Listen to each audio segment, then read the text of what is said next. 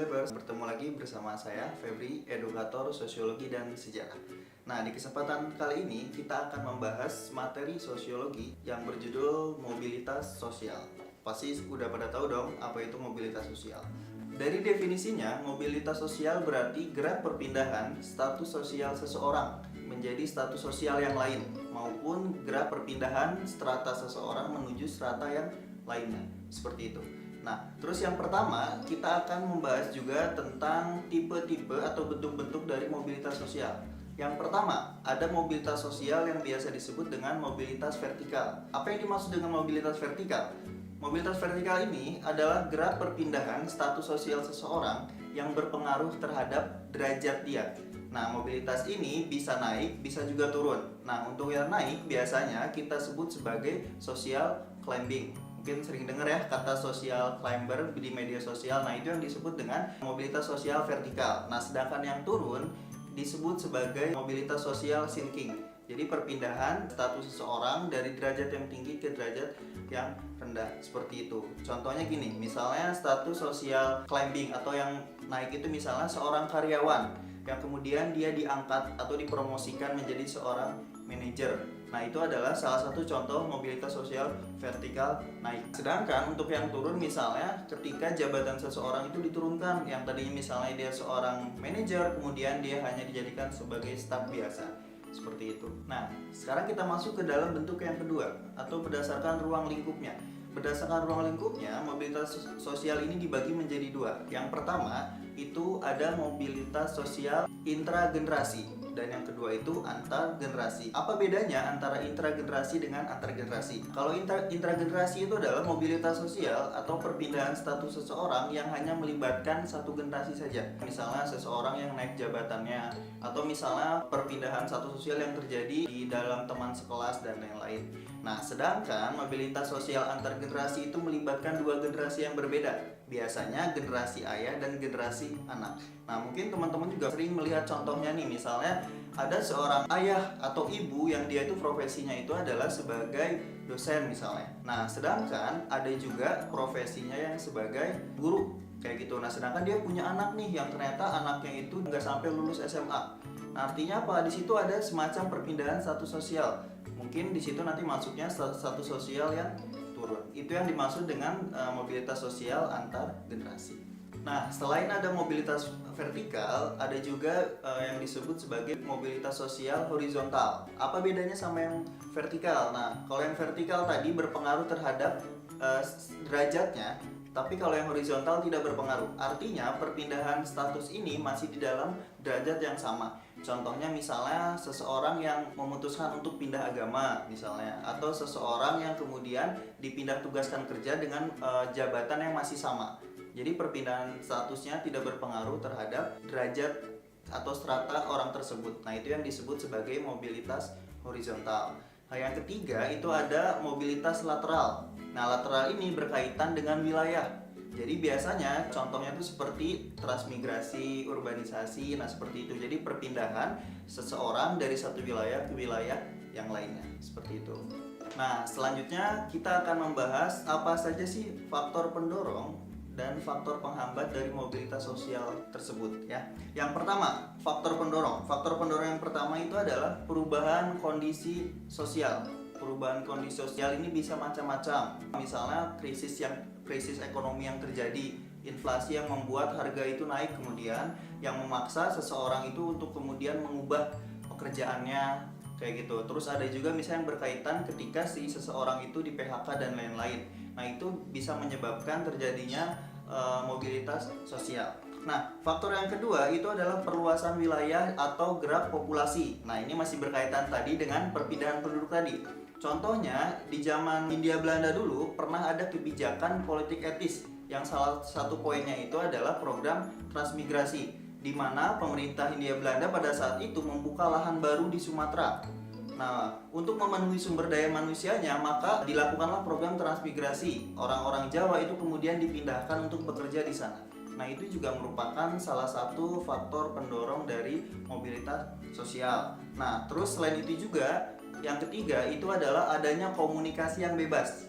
Karena kita tahu bahwa apabila komunikasi di sebuah negara itu tertutup, dalam artian tidak adanya kebebasan untuk berbicara, itu akan sangat menghambat terjadinya mobilitas sosial.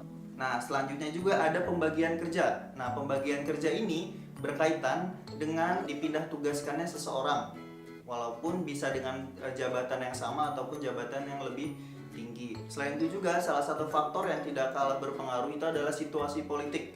Salah satu contoh yang mungkin kita tahu itu adalah peristiwa reformasi yang terjadi di tahun 98. Itu adalah contoh bagaimana situasi politik kita membawa sebuah perubahan yang sangat besar.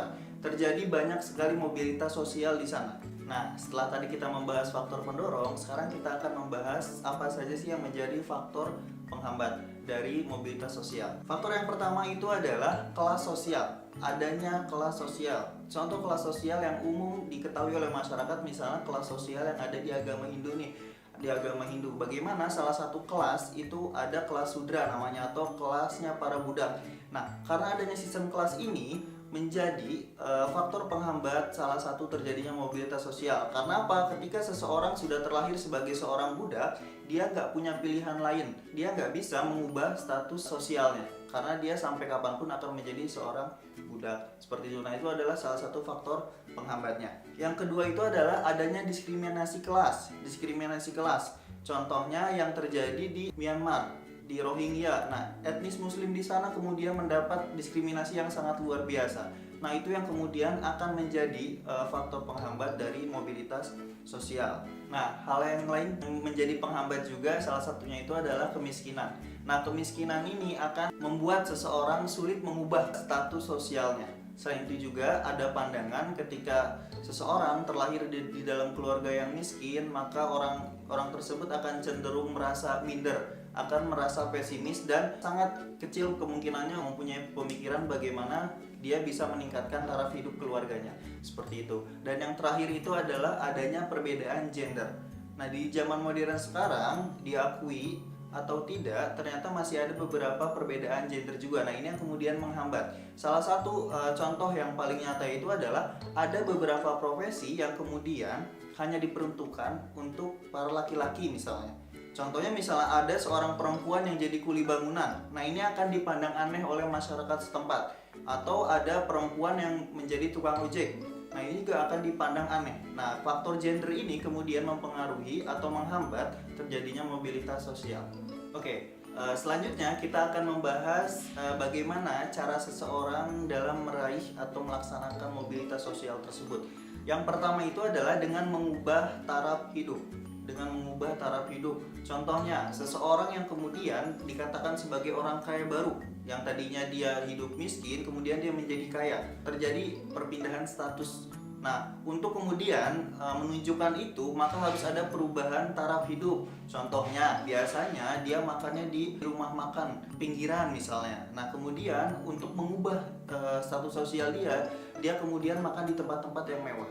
Ada standar hidup yang berubah, yang biasanya belinya di kaki lima, kemudian belinya di toko-toko yang mewah. Nah, itu adalah salah satu cara seseorang meraih mobilitas sosial, seperti itu. Nah, yang kedua itu adalah perubahan tempat tinggal. Nah, ini juga sama, perubahan tempat tinggal. Karena untuk kemudian diakui bahwa status sosial dia udah naik, kemudian maka dia harus berkumpul atau tinggal bersama orang-orang yang kemudian satu level dengan dia.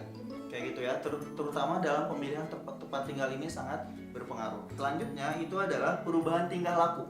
Hal yang paling sederhana misalnya ketika dia masih hidup di bawah, kemudian cara makan dia pun akan seperti apa. Nah, sedangkan ketika dia itu kemudian udah ada di atas, cara makannya pun akan berubah menyesuaikan dengan kondisi lingkungannya. Seperti itu. Jadi tingkah laku itu salah satu hal yang paling bisa menunjukkan cara seseorang itu dalam menunjukkan statusnya.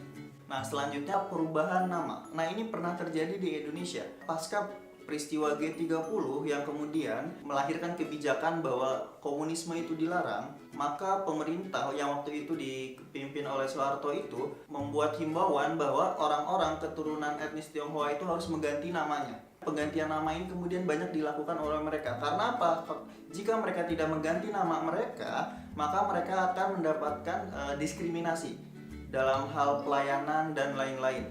Jadi perubahan nama juga merupakan salah satu cara seseorang untuk meraih mobilitas sosial seperti itu. Selanjutnya dengan cara pernikahan.